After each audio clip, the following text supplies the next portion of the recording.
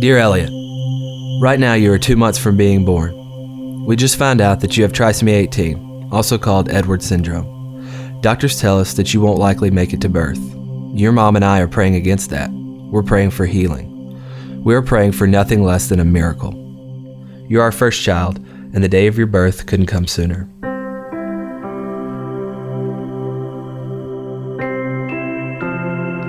Dear Elliot, you were born today weighing in at 6 pounds.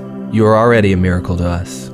Your mom is doing well, and it looks like we'll be hanging out here at the hospital a little longer. Dear Elliot, today you turned 11 days old. We are so proud of you. Today we celebrated your 11th birthday. In fact, we do that every day at 4:59, the time you were born. Dear Elliot, we've been home for a week now, so that's why you don't see your nurses anymore. It's great to have you home. Today I think we'll pack up everything and take our first venture out for coffee. Dear Elliot, I don't know if you've noticed, but you're connected to some tubes. The doctors say we have to keep these in so you can get oxygen to breathe. You are also fed through a feeding tube. We feed you every 3 hours and it takes an hour and a half to do it. We've loved learning how to best take care of you. We love it. Lots of people email, call, and send cards on your behalf. You're well loved. It's 11 at night right now and my feeding shift has just begun. Mom is asleep and the best part of my day has begun. My shift ends around 4:45 a.m. when your mom takes over. She cherishes her mornings with her boy. Today you turn 1 month old. I didn't know if I'd ever get to say that. To top off the day, 20 friends showed up at the door for a true surprise birthday party for you. They sang, brought balloons, and a birthday cake. It was beautiful chaos. At 2 a.m. this morning, your feeding tube came out. We had been warned this may happen eventually. We quickly realized we did not have a stethoscope, which was necessary to replace the tube. Since our neighbor was a nurse, I went ahead and knocked on their door at 2:30 a.m. They found their stethoscope and your mom went to it. After much wrestling, praying, and your tears, the tube was down, and you were able to feed. Just so you know, your mom is my hero. Dear Elliot, you now weigh 7 pounds 3 ounces. You're growing and your food has been bumped up because of your good appetite. You continue to find new ways to steal our hearts. Dear Elliot, today marks 2 months of your life. Your mom and I are so thankful we know you. We know your face, your noises. We know that bath time and massage are your favorite daily activity. You finally learned how to suck your thumb by yourself. Because of trisomy 18, you were born with clenched fists, and being able to do this is actually quite difficult. Way to go, son. Dear Elliot, we celebrate your birthday every day with a picture. Lately, we've tried to get a bit more creative. Dear Elliot, I realize you can get frustrated with your tubes and your frequent congestion. Please know that your mom and I are doing everything we can to make you comfortable.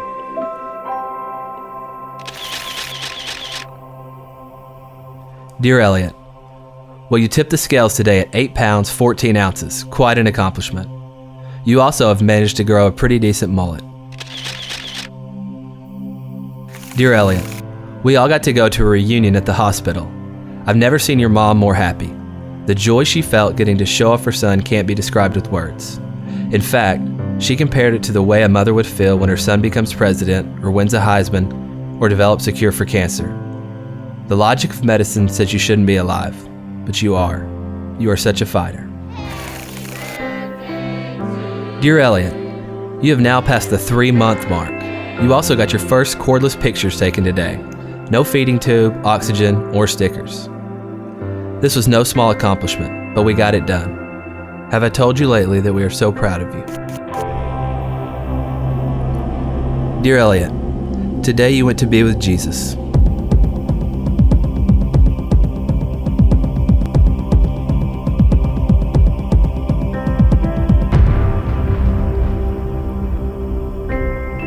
An underdeveloped lung, a heart with a hole in it, and DNA that placed faulty information into each and every cell of your body could not stop God from revealing himself through a child who never uttered a word. Not a pulpit, not a slick presentation, not a best-selling book, but a 6-pound boy with trisomy 18. God found great pleasure to take a lowly thing in the eyes of the world and show truth. At your funeral, we released 99 balloons, each balloon representing a day of your life. How beautiful it was to watch, how quickly they were gone. And so today, we celebrate. Elliot, you are well, and although we miss you more than we can express, we're only separated from you by our time left on earth. See you soon, son, Mom and Dad.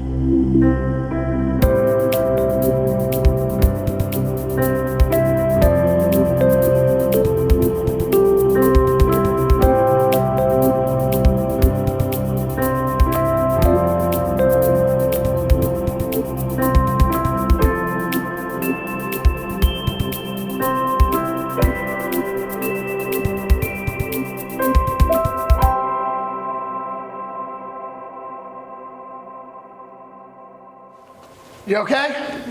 What are you trying to do? I know I'm a jerk. I apologize. But here's what I wanted you to see.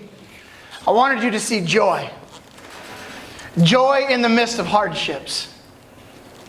That family, the Mooney family, took a moment that we could be depressed over, that we could be angry over, that we could be frustrated over, and they turned it into something amazing. Why? Because they had joy. They knew whose they were. And even though we're sitting here today and we see a tragic story, they saw it as a celebration of life. Every day was a gift because Elliot wasn't even supposed to be born. Are you guys hearing this? Yeah. Because this is the thing that we need to start getting to. If we're ever going to have joy in our life, we need to start recognizing whose we are and where we're going. Because that is the only way. Because let's just be real, this world is tragic. There are hardships around every turn. Just when you think life is going great, you get hit with something else. You're like, oh my gosh, it's so fun. Everything's great. Everything's wonderful. And then all of a sudden your car breaks down. Everything's great, everything's wonderful, then you lose your job. Everything's great, everything's wonderful, and then a disease, an illness, a tragedy. And all of a sudden it's supposed to wipe everything else out. So today what I wanted to do is I wanted to take some time to talk about where joy comes from. And ask yourself about the moments that you're in. And here's my thought process as before we get started into the scriptures. My first thought process in this is joy is a lifestyle because you know whose you are. If you don't know whose you are, you're never going to really find joy. You'll find happiness. But joy and happiness are different. And if you don't know what it is, sermon online 2 weeks ago, we preached it here, okay? But we have to get to this place where we understand whose we are. And if you're God's, if you understand that you've given your life to Jesus Christ, and you understand that He has a plan for your life, and you understand these things, then we understand the joy that is set before us, which was what last week's message was about. Understanding that there is something greater, and it doesn't matter what we go through in this life, we can actually have joy in tragedies and in moments that are not so pleasant. Why? Because we know what's coming. And what's coming is Him. Is He worth that to you? Did that make sense? Yes. And I got into this this mindset because I started thinking about like holidays, and I started thinking about all these different things, and I started thinking about like moments, because people kind of get stuck in moments. I was talking with this week I got to talk with a lot of people. I don't know why my phone gets crazy during the holiday season, but everybody needs to just kind of vent. Right? I don't know, and it's just vent. And it could be good or bad. It just people vent. Families like to vent. People like to vent. They just need to share, they just need to get it out, right? And I'm a neutral party. So as a pastor, you're a neutral party. You don't have any stake in anything. So you just kind of listen and go, Yeah, I can't believe they did that, you know? And so it's this thing where you just got to vent. And then I started thinking about this thought process. And this was my next thought is, I believe we often waste our life waiting for moments to happen to us instead of doing what needs to be done to create our moments. And when I thought about this, I just thought about how to put it. People just kind of, I was reading a lot of stories of just the older generation, what they got to go through, and some of the regrets that they had in their life. And what I found in all of these stories and all these testimonies that these people were sharing, I found that there was one common thread. They were just waiting for something to happen to them, instead of them owning a moment and saying, I'm going to create a moment for myself. And I feel like that's kind of where we are at as a nation and as basically individuals sometimes. We sit around and we just go, man, I wish that would happen to me. And you hear somebody else's testimony, you're like, man, I wish that would happen to me. You know? I mean, I wish I would win the World Series. That would be really cool. I don't want to put any time or effort into it. I just want to win. Are you guys with me on that one? And I think so many times we just wait for the moments to happen. Same thing, like, I'll put it into something maybe that's more real is, maybe your partner or somebody that you've been working with, a close coworker, gets a raise or gets a different position than you, and you're sitting there and you're like, man, that's a great moment for them. I wish that moment would have happened for me. But the question really becomes is, did they own that moment? Because most times when you're going into a job, they go into the boss and they go, hey, listen, I've been working here for a long time and I need a raise and I need this. But we're so scared to make that happen. We just think things are supposed to happen for us. And I started reading the Bible because that's something I'd like to do. I was reading the Bible and I realized there are not a lot of moments that just take place, that just happen. But there are a lot of moments that people create in the Bible. Yeah. They don't wait around. They take and they own a moment.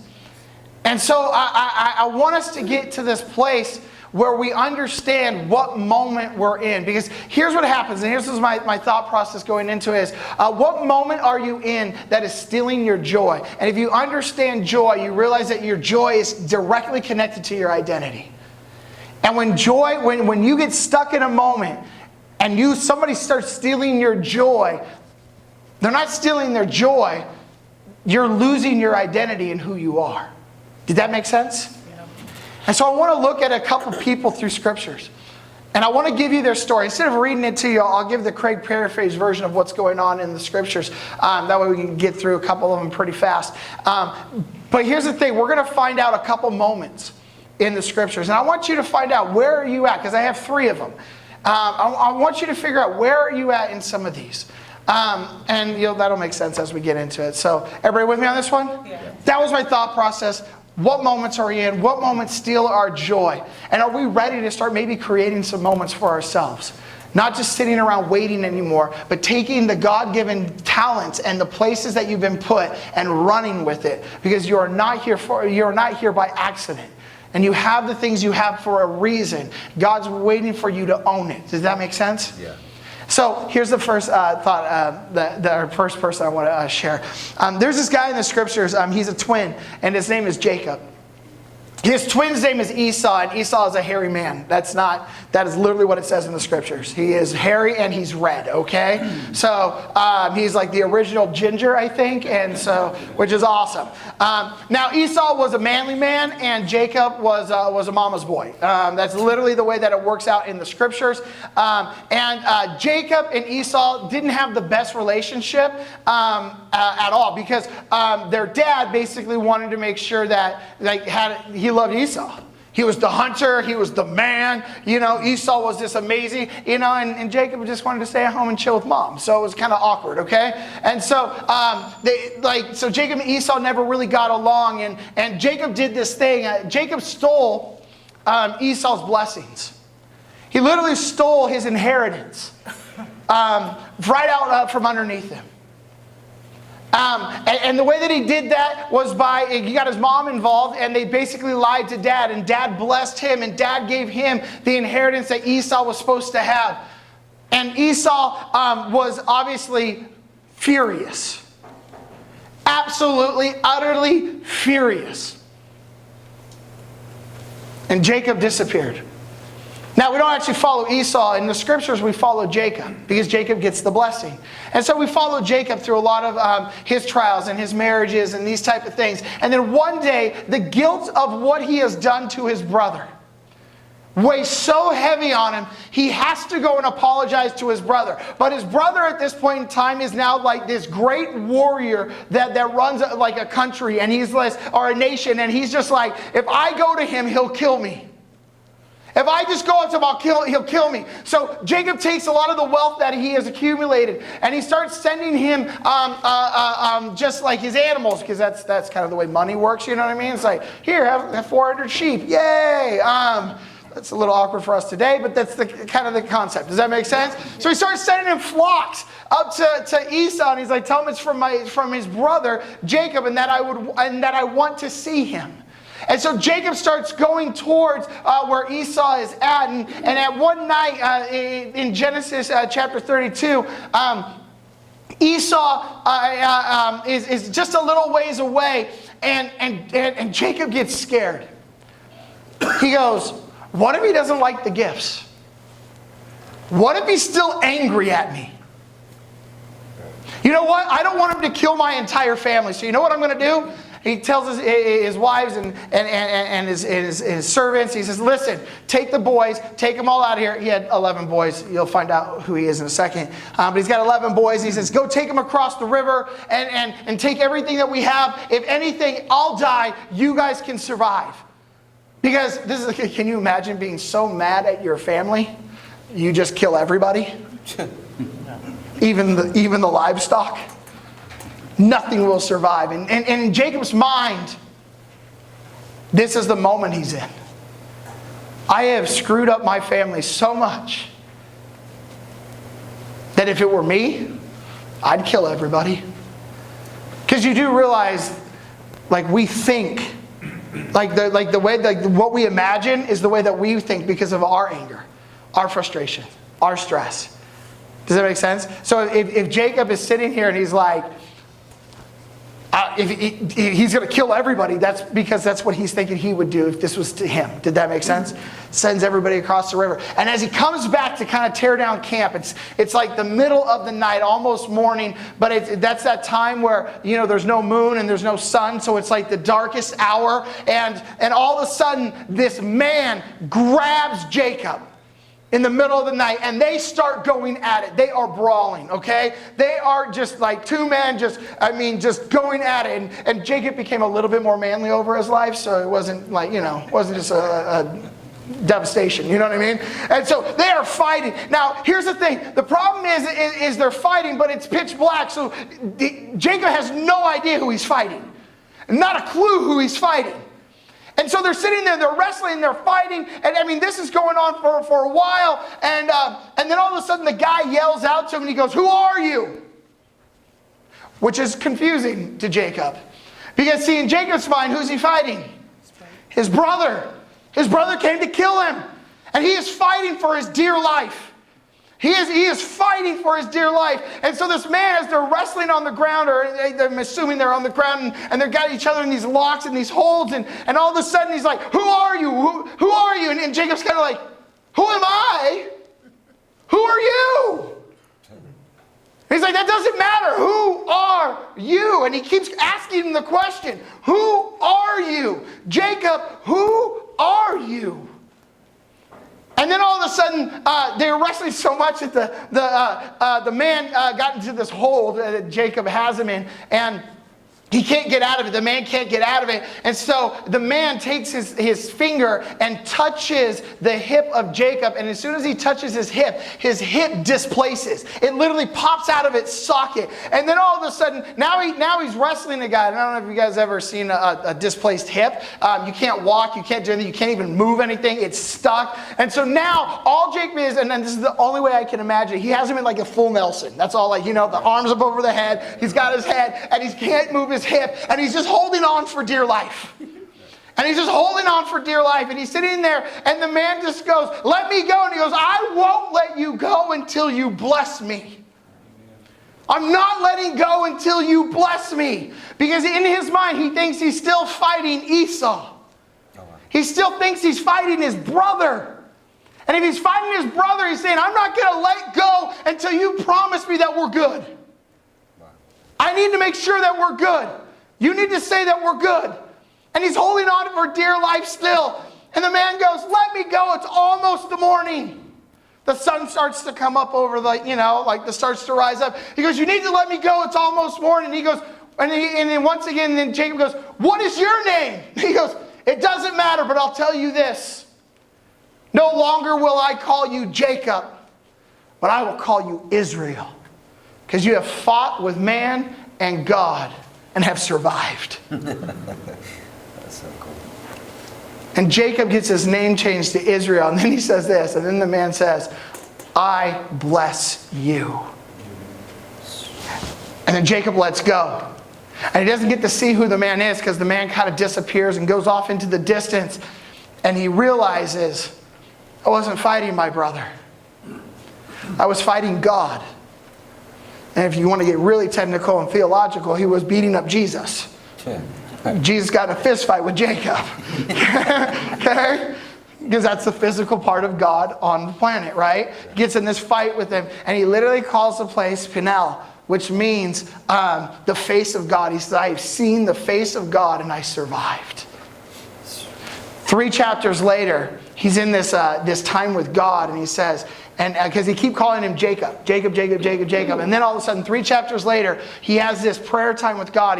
He's kind of like giving alms. He goes back to Bethel where he had this amazing dream, and he goes back to Bethel and he's giving alms to God and he sacrifices to God on an altar, and God says, "This is the moment I change your name. You will no longer be known as Jacob, but you are Israel, and I have already blessed you." Right? And I was thinking about that moment. What would we have done? Somebody comes up, tries to jump you in the middle of the night. You think it's your brother. You throw him off, and what do? Most people run away. Right? And that's what I find out. We run away. But then I started thinking about it, and this is what the Lord gave me. Some of us, we're in a moment in our life where all we're doing is we're just holding on for dear life. We're just holding on. I don't know what would have happened if Jacob let go. Does this make sense? We don't have that story because it didn't happen. I don't know what would have happened if Jacob actually let go. If he touched his hip and his hip went out of place and he's just like, there's too much pain, I give up, and he just lets go. I don't know what would have happened. I don't know if we would have had Israel. I don't know if we would have had these things. But all I know is this, is Jacob knew if I ever want to get blessed, I can't let go. I can't give up. I can't just let this all go. I've worked way too hard and I've got to face this and I'm not going to let go. And some of us were in that moment. The joy set before us and the joy set before Israel was his family. Was it not? Yeah. I want to have my family survive. I want to be good with my brother. I want to be good in the eyes of God. I need to repent. I need to do all these things. I just want to be a good person. And he held on for dear life. And because he didn't give up, and because he held on for dear life, he was blessed. And if you're in that moment right now in your life, and you are holding on for dear life, you hold on. Yeah. And then you ask God, bless me. Bless me. I might not deserve it, but bless me. I might be hurting right now, but bless me. And I love the ending scene. The ending scene in that chapter. Remember, the guy disappears. There's no family. He's at this at this river by himself, and his leg is still out of place, and the sun is rising. Does that make sense? Yeah. And it says he starts to walk off into the distance to meet his family. But he walks with a limp. And I just imagine like this battle where the sun coming up, I don't know, like in your mind, if you can imagine the sun coming up behind and it's like this shadow and he's just like, I got this. Yeah, right, I got this. I got this. You know what I mean? And it's that victory moment. Wait for your victory moment. Yeah. If you're holding on for dear life, hold on for dear life because blessings got to come. Especially if you're holding on and you're telling God, I need this in my life. Bless me, Father. See, so many times we ask God to fix the situation, but he can't fix free will. Does that make sense? That's good. Free will is free will. It's already, you get the choice. If we didn't have free will, it would, but you have to actually say, God, I need blessings right now. Amen. I can't fix anybody else, but I know this. You can help me. Yep. So help me. Bless me. Fix me. Yeah. And let's see what God would do. If you're holding on for dear life, hold on. Then as I was dealing with that, the Lord gave me another amazing woman in the scriptures, and her name is Esther. Okay, you guys know where's Esther, but it's way cooler. It's Esther. Okay, the magic fingers. Esther and Esther in this case is this beautiful woman that got misplaced. Her parents died. She's living with her uncle. As she's living with her uncle, the king decides to do this decree because his wife got all crazy, and it's a neat story. You should read it. But he outcasted her and maybe even killed her. And he says, I need a new queen. And so he does this huge beauty contest with all the women there. And Esther just happens to be there, and her uncle is Mordecai. And Mordecai says, hey, she basically is stolen is what happens. She gets stolen. She doesn't get picked. She's like, oh, you're of age and you're cute. You're coming with us. And there was nothing you could do about it. And they put her into the palace, and they start doing all these treatments to her, making her beautified and all this kind of stuff. And the story, the account goes that she gets picked to be queen. But as she gets picked to be queen, there's this evil man named Haman. And you woo-boo, okay? Now Haman he just doesn't like the Jewish people at all. Well, Mordecai and Esther are Jewish. And he says, I'm going to make a decree, and I'm going to get the king to sign it, that on one certain day we are going to slaughter all the Jews. One day it's going to be a massive genocide. And Mordecai pleads with the guards at the gate. He pleads with some of the hierarchy there, and he's getting to no avail. And he gets to talk with his daughter, which, kind of daughter, niece, you know what I mean? And Esther comes and she says, why are you doing this? Why are you sitting around in basically like potato sacks, and you got ash all over yourself? Like, what's wrong with you? And he says, don't you know the decree? Do you think just because you sit next to the king that you are not saved by this? And he says an amazing line. He says, maybe for such a time as this, you were born.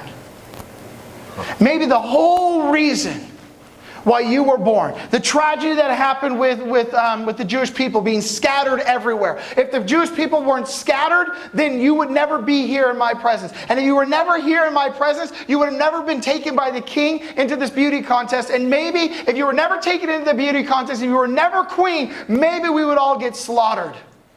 But for such a time as this, you're here. And you've been placed.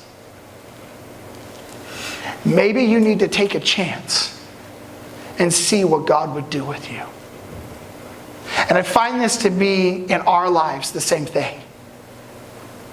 So many of us, we've been given gifts, we've been given talents. We've been placed in certain positions in our life. Whether that be a company, whether it be a teacher, whether it be a mom or a dad or whatever, wherever you're at in your life, I do not believe that you are placed there by accident. I believe you're actually in this region for a reason. Some of you guys, you moved here and you don't even know why you moved here. You're like, why are we here? This is like, it's a beautiful city, but it's so expensive. It's the truth, is it not? And you're like, why am I here? Trust me, I've tried to leave many times and God keeps telling me no. And I was like, yeah, but okay. God has something here, and I keep going back to this. Well, for such a time as this, maybe you are placed here. And it might just be for one person. But you might mean the world to that one person. And that could be the only reason, because God sent somebody, because you're an answer to somebody else's prayer. The problem is we're not willing to take the chance to see what God would do with us. We're too busy thinking about ourselves, and we're too busy thinking about other things, or maybe we're too busy hanging on for dear life that we don't take a chance anymore at what God would do with us. And therefore, what do? We're just waiting for moments to happen to us instead of owning a moment. Do you want to know the rest of the story of Esther? You can read it on your own. No, I'm just kidding. No, but the reality is what happens with Esther, she says, you know what? You're right, I'm going to take a chance for our people. And she says another beautiful line. If I die, I die. But it's worth it. If I die, I die. But it'll be worth it. Especially if I can save my people. That's good. True? Yeah. She goes to the king. And there's this whole moment. Because if you go to the king and he doesn't extend the scepter to you, you die right there. The guards literally have their swords out right there. And the queen walks in and he looks at her and he goes, what are you doing? And he extends the scepter to her so that way she doesn't die. And she explains to the king what's about to happen and that she is part of it. And he says, I can't do this. And he says, I can't undo what I've already done. It's already set in motion. And then she says, well, then let the Jewish people know that they are allowed to fight back. And he does. And here's what I love about God. Not only do they get to fight back, anybody that tried to kill them, they killed them instead. And they wiped out all the people that hated them.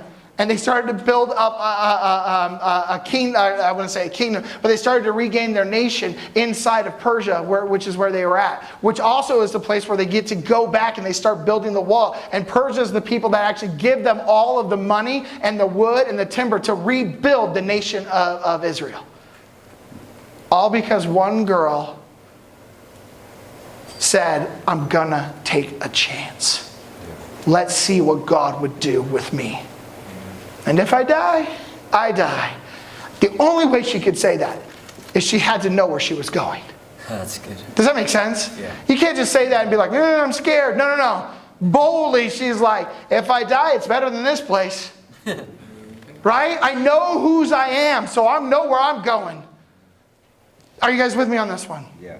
It's about owning this moment, taking a chance. And then I got to this last one. This will be my last account that I want to share with you. And this account is very small. We find it in Mark chapter 5, I think it is. Yeah, Mark chapter 5. And Jesus is kind of going from town to town, and he's being known as a healer, and he's doing some amazing things. And one of the things that he does is right before he gets to this town, there's this guy in a graveyard. He's controlled by a legion of demons, which means a lot. A legion of demons. As a matter of fact, everyone was so afraid of him because the guy had super strength. He was like the super villain of a movie or something. He said he could literally break the chains because these demons made him so strong. And as soon as they saw Jesus, I love this. As soon as the man saw Jesus, all the demons bowed down to his feet. Why are you scared of anything? Right.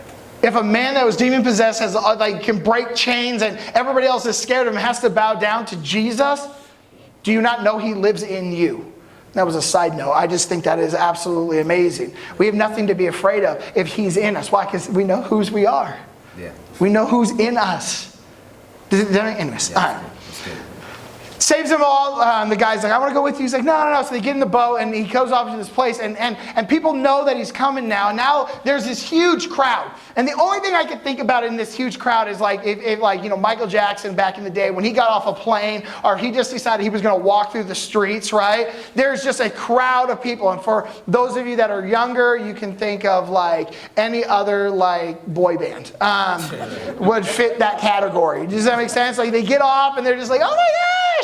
Everybody's just surrounding them and it's just grabbing at them and this type of thing. And as Jesus and his disciples are walking, I'm trying to picture it in my mind how this is working. But I imagine Jesus in the center and then all of his disciples are his bodyguards, and they're being don't touch him, come on. And everybody wants this. Everybody's trying to touch Jesus. Now here's the weird part is everybody's trying to touch Jesus, trying to get blessed by him.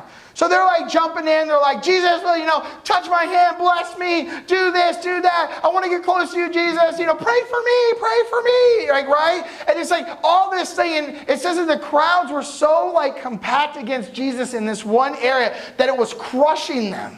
It was literally crushing them. And then all of a sudden, Jesus stops. He's moving and they're doing their thing, and then he just stops and he's like, somebody touched me. And this is why I love Peter. Because Peter looks at Jesus and he goes, everybody's touching you. It's like that moment where it's just like, I love that it's written in the scriptures, because he's just kind of like, Jesus, seriously, are you losing it? Did you not understand that every single person is touching you right now? They're still touching us as we're speaking.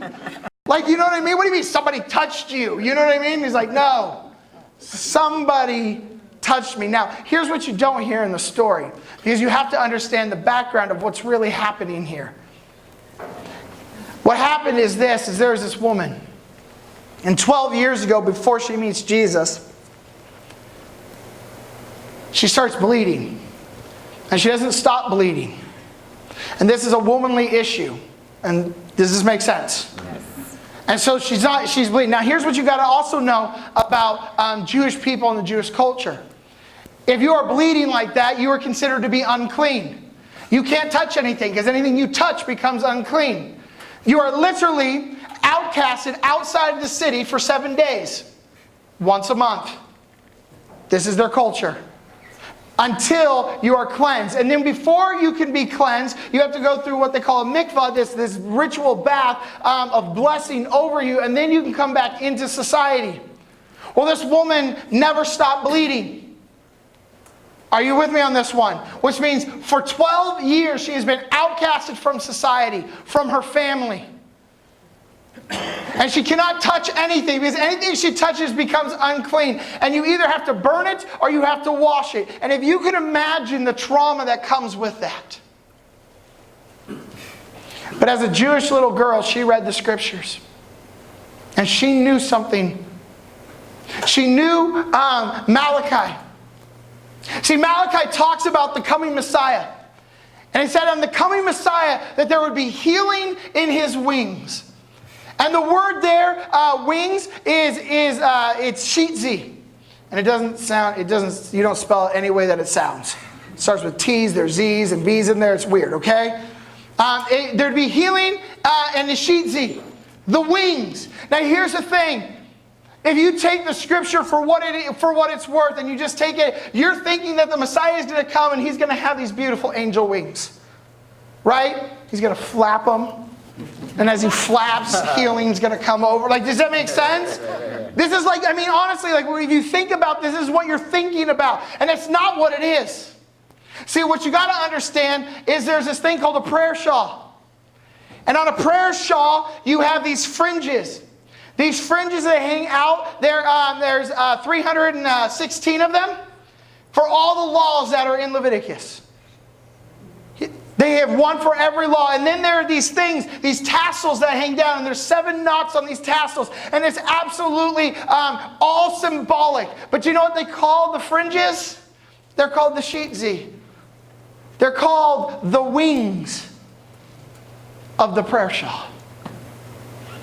Every Jewish male, even today, walks around, and outside under their shirts, right under their shirts, they would have the fringes. They would at least have the knots, the shitzi that would hang out from underneath so you could see. Back then they were probably longer and they would probably hang down by the knees.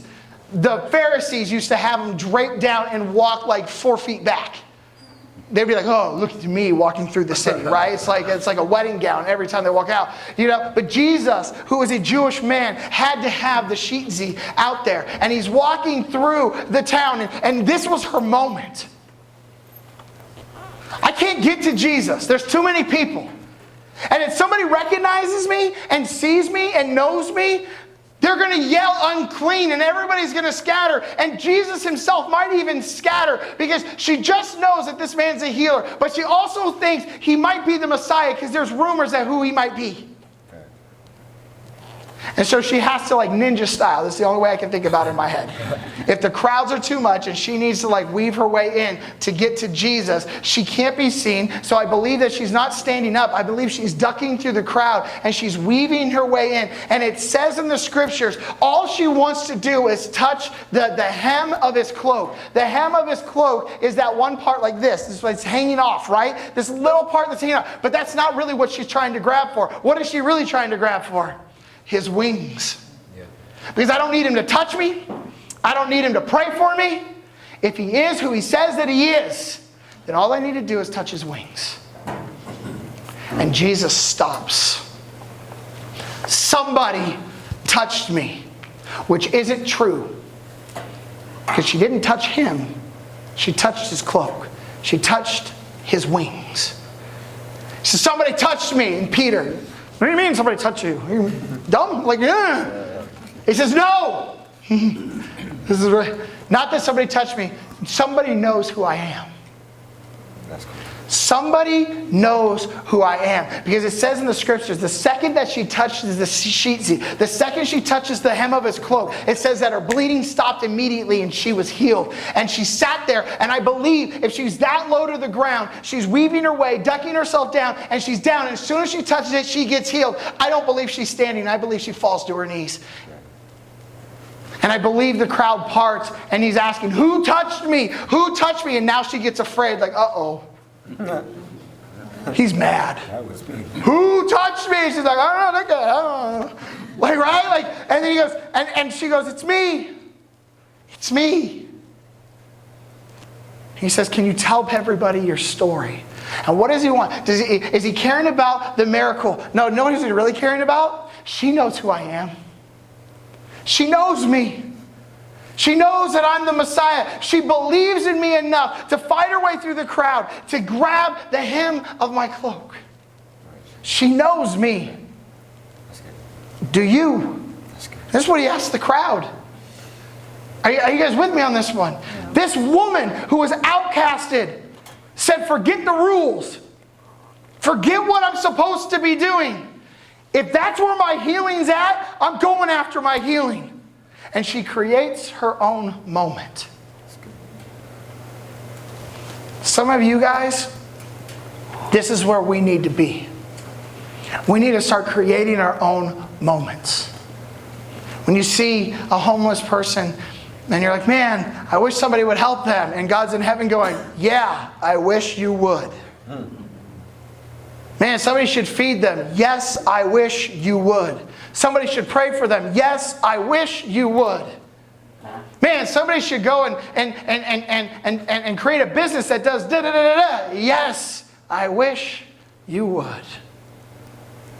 Sometimes we cannot wait for moments to come to us because that rarely ever happens. What happens that I see in the scriptures is that people own their giftings, their talents. They own where they're at and they're saying, I'm going to go after it. I'm going to create a moment for myself. And so you're either in one of three spots. The way that I see it is this. You're either holding on for dear life, you're taking a chance, or you're creating a moment. No matter which one you're at, you can still have joy. Yeah. And this is the 99 balloons. You had the Mooney family. And you had Elliot, who was holding on for dear life. You had the parents that took a chance. We're not aborting the baby. We're going to have him. And if he lives, he lives. And if he dies, he dies. But we're going to let God do what God needs to do. And then every day that Elliot lived, they created a moment. Today, what do you need to start creating? Where are you at in your story? And no matter where you're at, I pray you are looking at the joy set before. You're not looking at the moment that you're in and you don't get stuck in it, but you look past it and say, I need God to do a blessing in my life. Because in each one of these accounts that I shared this morning, each one of them, God showed up, loved on his people, and bless them. Why are you different? You're not. So band, you can come on stage. And I just want, as we go into worship today, as we think about these things this morning, what are you ready to do? If you're holding on for dear life, take the next few moments in worship and just ask God to bless you. If you're sitting down and you feel like your life is mundane, it's just the same thing over and over again, maybe there's a chance that you need to take on something. Maybe there's something that you need to strive after to see what would happen. What would God do? Or last, maybe you need to own a moment. Maybe you need to create a moment for yourself. Maybe you're sitting back and you're just like, I have all this wisdom. I have all this knowledge. I know whose I am. I know the love of God. And maybe God's just sitting there saying, well, you go and give it out. And today, would you go and do that? I know it's hard. I know it's uneasy. I know it's a little scary at times. But there's blessing in it.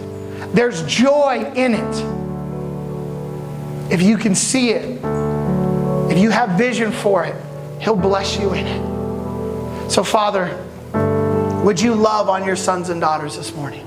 And as we think through Israel and Jacob, as we remember Esther and the bleeding woman, God, we look at our life and we say, where are we at? And God, I pray, God, that you would show up in this moment. Give us vision. Show us where we need to maybe take a chance. Show us that we're not holding on for dear life for no reason at all, but there's a reason for it. And God, if there's a moment that we need to take, God, let us take it this morning. If there's a phone call we need to make, a text message we need to do, whatever it is, maybe we need to drive somewhere today and go bless somebody. Either way, Father God, let us own those moments, because God, this is what you're calling for us.